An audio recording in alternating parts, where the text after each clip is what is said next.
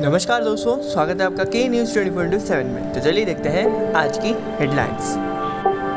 Thailand PM Prayuth to retire from politics 9 years after coup. Thailand's Prime Minister Prayuth Chan-o-cha has announced his retirement from politics, promising to stay in charge temporarily 9 years after he took power in a military coup.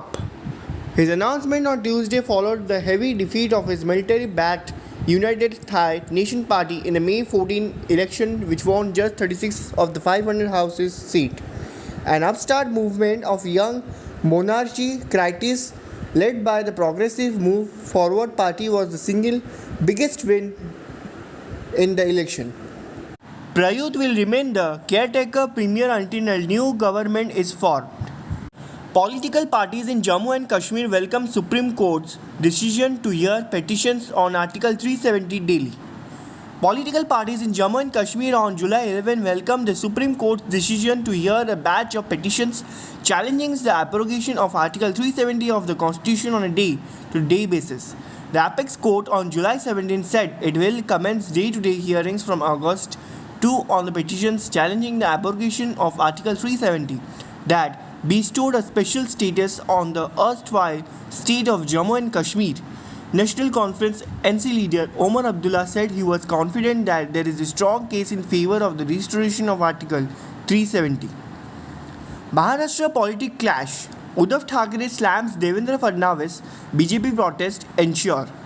The political battle in Maharashtra intensified as Uddhav Thackeray, Chief Minister of Maharashtra, launched a scathing attack on Devendra Fadnavis, accusing him of joining hands with the NCP. Thackeray played a video clip of Fadnavis where he had categorically denied any alliance with the NCP. In response, Fadnavis dismissed Thackeray's comments and suggested that he needs psychiatric help.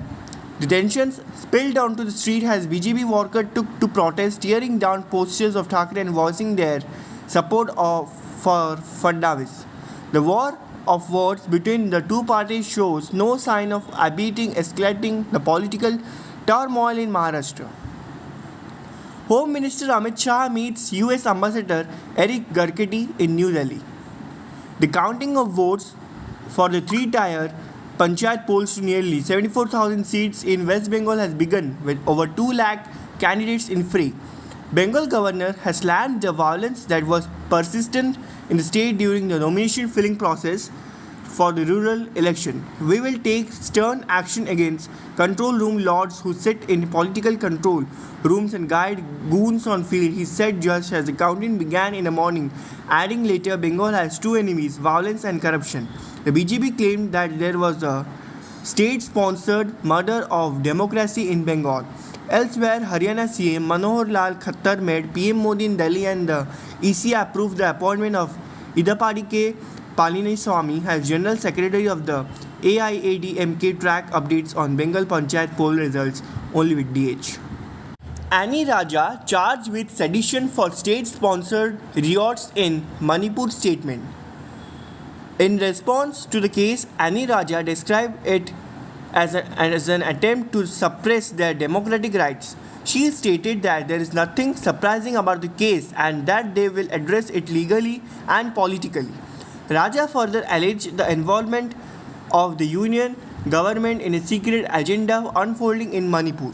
As per the cases filed, the three women leaders have been accused of inciting violence against the president and the governor. Raja urges that their statement shed light on the government's failure to intervene in the Manipur issue, which led to the filing of the case against them. Peru declared state emergency due to surge in Guillain-Barré syndrome cases. Know all about this disease, symptoms and treatment.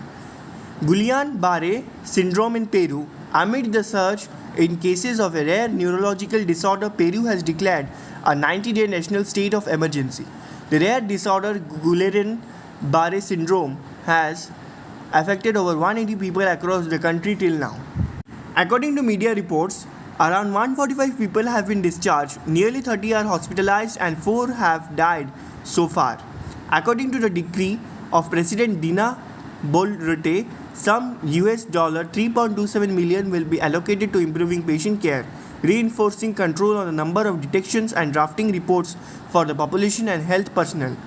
The unusual increase of cases of a rare disease in a short period of time negatively affects the continuity of health services, as there are not enough statistic resources to respond to the volume and complexity of the cases in the different health facilities, warned the decree published the EI Perunau official gazetted as quoted by media outlets. Emirates to lease out private jet fleet from Dubai base. Emirates Airline has launched on-demand charter services for passengers who want to make short trips to the GCC from AI Maktoum International Airport in Dubai. Users of the private service will be able to travel to several of Emirates Gulf Cooperation Council destinations within and outside its network with quick turnarounds to points in the UAE, Saudi Arabia, Bahrain, Kuwait, and Oman, the company said in a statement on Tuesday. The service will be operated using its Phenom 100 aircraft, the aircraft manufactured by Brazil's Embraer seats up to 4 passengers and was added by Emirates to its fleet in 2017. Heavy rainfall. Himachal, Punjab, Haryana, Uttarakhand grapple with flood fury, landslides. National highway washed away.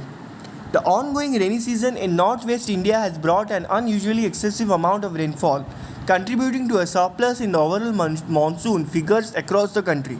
As a result, the region has experienced widespread landslides and flooding in both hilly and plain areas. The overflowing rivers like Bees, Sutlej and others have submerged cities, villages and farmland, damaging houses and vehicles. Rainy Fury has claimed 17 lives in last days, damage estimated at Rs 4,000 crore. Major portions of Manali, Leh NH collapse of Lahaul, Spiti, 100 stranded in Lahaul and Chamba. Kulu Manali NH along with several other major roads are blocked. The silent hazard is lurking underneath major global cities. New research from Northwestern University has connected underground climate change to the shifting earth underneath urban areas. As the ground heats up, it also deforms. This phenomena results in excessive ground movement and cracking owing to expansion and contraction, which eventually impairs long-term durability and operational performance of structures. Researchers claim that such rising temperature may have contributed to previous building deterioration, and they anticipate that these problems may persist for years to come. Although rising temperature do pose a threat to our infrastructure, the researchers also view it has a potential opportunity by capturing the waste heat emitted underground from subterranean transportation system, packaging, garages and basement facilities. Urban planners could mitigate the effects of underground climate change as well as reuse the heat into an untapped thermal energy resource. Nepal helicopter crash highlights. All 6 bodies recovered from Mount Everest region, airlifted for post-mortem.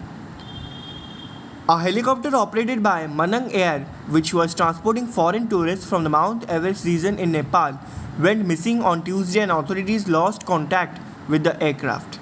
The helicopter was carrying 5 foreign tourists who were on a sightseeing tour of the world's highest peak. It was scheduled to return to Kathmandu, the capital city, on Tuesday morning. Airport official Sagar Kadai mentioned that due to unfavorable weather conditions, the helicopter had to alter its flight route, the news agency AP reported. Passengers jump out after smoke fills Dibrugarh Kanyakumari Vivek Express coach in Odisha. Smoke was witnessed in one of the coaches of Dibrugarh Kanyakumari Vivek Express near Odisha's Barampur station on Tuesday. The incident comes a month after the triple train accident in Baleshwar involving the Chennai-bound Coromandel Express, the Howrah-bound Shalimar Express and a goods train. The incident took place due to brake binding as a sack got stuck in the wheels of a coach, a railway officer said, adding that the sack was removed and the fire was put out using a fire extinguisher. ऐसे ही और news को जानने के लिए जुड़े रहिए के news 24/7 के साथ।